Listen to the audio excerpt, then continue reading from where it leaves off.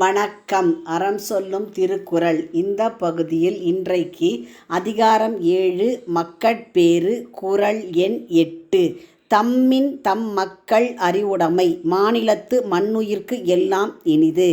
தம்மின் தம் மக்கள் அறிவுடைமை அப்படின்னா தம்மை விட தம் பிள்ளைகள் அறிவு ஞானம் பெற்று திகழ்வது. தம்மை விட அப்படின்னா பெற்றெடுத்த பெற்றோரை விட அப்படின்னு பொருள். மாநிலத்து மண்ணுயிர்க்கெல்லாம். மாநிலம் அப்படின்னா இந்த பெரிய உலகத்திலே நிலை பெற்று வாழும் எல்லா உயிர்களுக்கும் இனிது, இனிமையானது, மகிழ்ச்சியை தருவது. இப்போ நம்ம குறளின் பொருளை பார்த்தோம்னா, தம் மக்களின் அறிவுடைமை தமக்கு இன்பம் பயப்பதை விட உலகத்து உயிர்களுக்கெல்லாம் மிகுந்த இன்பம் பயப்பதாகும். அப்போது பிள்ளைகள் அறிவுடையவர்களாக சான்றோர்களாக இருப்பதை பார்த்து பெற்றோர்கள் மட்டும் மகிழ்வது அல்ல, இந்த உலகமே மகிழ்கிறது அப்படின்னு சொல்கிறார் வள்ளுவர்.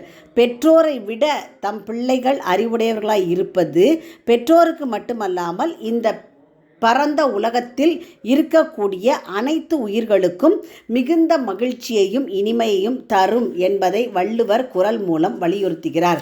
அப்போது ஒரு தந்தை தன்னுடைய மகனை அறிவுடையவன் ஆக்கிட்டார் அப்படின்னு சொன்னால் அந்த அறிவுடைய மகனால் இந்த உலகமே, இந்த சமுதாயமே மகிழ்கிறது அப்படிங்கிறார் வள்ளுவர். அப்போ பிள்ளைகளின் அறிவு வளர்ச்சி அப்படிங்கிறது ஒரு குடும்பம், தனிப்பட்ட குடும்பத்துக்கு மட்டுமல்ல, ஒட்டுமொத்த உலகத்தில் நன்மை பயக்கும் ஒரு விஷயம் என்பதை வள்ளுவர் இக்குறள் மூலம் வலியுறுத்துகிறார். அதனால தன்னுடைய குழந்தை படித்து அறிவுடையவனாக இருந்து ஒழுக்கசீலனாக விளங்கினால் அது பெற்றோருக்கு மட்டும் பெருமை தரக்கூடிய விஷயம் அப்படிங்கிறத காட்டிலும் இந்த உலகமே மகிழக்கூடிய ஒரு விஷயம். சாதாரணமாக சொல்லுவோம், ஏடு தூக்கி பள்ளியில் இன்று பயிலும் சிறுவனே நாடு காக்கும் தலைவனாய் நாளை வரப்போகிறான்.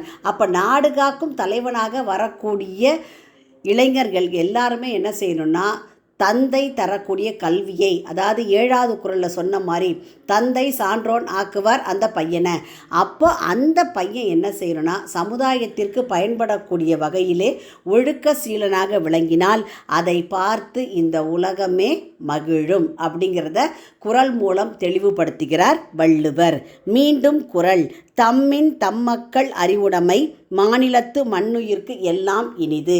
உங்கள் இல்ல குழந்தைகளின் மனதிலே தினம் ஒரு திருக்குறள் பதிய எங்கள் சேனலை சப்ஸ்கிரைப் பண்ணுங்கள், லைக் பண்ணுங்கள், ஷேர் பண்ணுங்கள், சப்ஸ்கிரைப் பண்ணுங்கள், கமெண்ட் பண்ணுங்கள். நன்றி.